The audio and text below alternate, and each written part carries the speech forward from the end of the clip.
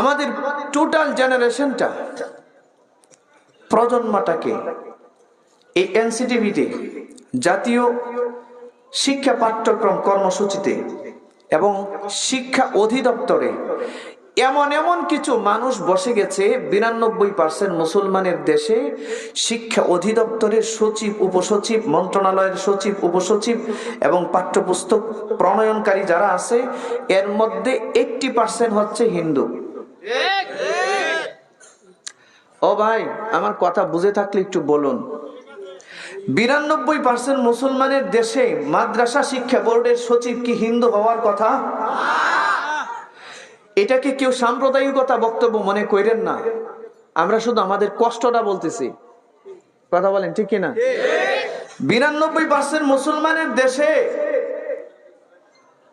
যেই দেশের এডুকেশন